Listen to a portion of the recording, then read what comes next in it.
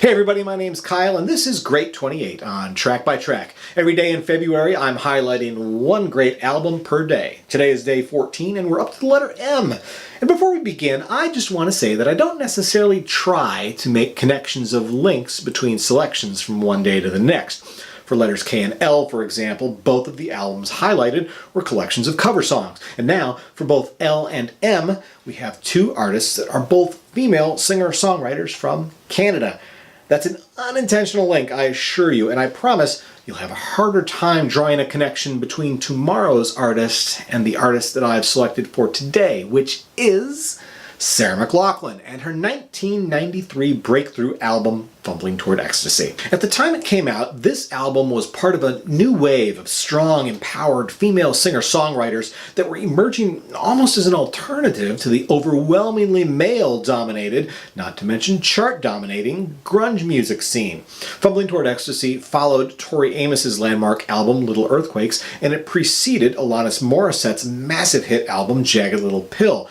On the strength of albums like these, female singer-songwriters made a huge impact on the music scene and popular culture in the mid to late 90s. And Sarah McLachlan was, of course, the driving force behind the successful Lilith Fair tours of that era. But for McLachlan, it really all started with this album. Fumbling Toward Ecstasy was her third album, and I'd say it's where she perfected her musical formula.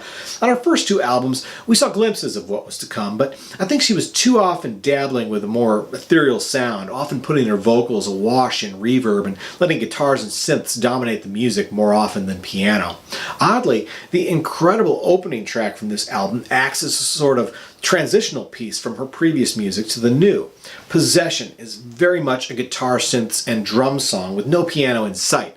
This is, of course, until the hidden track at the end of the album emerges. The piano version of Possession that closes the album is absolutely haunting, and it's the perfect bookend. In between those bookends, we get fantastic songs full of evocative storytelling. Songs like Good Enough, Mary, and Hold On bring their characters to life with either first-person or third-person narratives that draw the listener in. We also get the perfect whimsy of Ice Cream right before the ominously beautiful Fear crashes the party. It all leads to the fake-out ending of the title song, announcing, "All the fear has left me now, I'm not frightened anymore."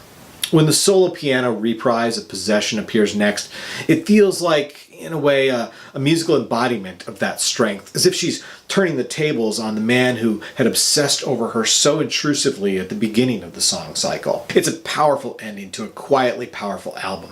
Fumbling Toward Ecstasy is my favorite album from Sarah McLachlan, and one that I'm happy to include in the Great 28. Once again, my name's Kyle, and this is Track by Track. Be sure to click subscribe so that you don't miss the next episode of Great 28 and many more videos to come. Thanks for watching, and I'll see you next time.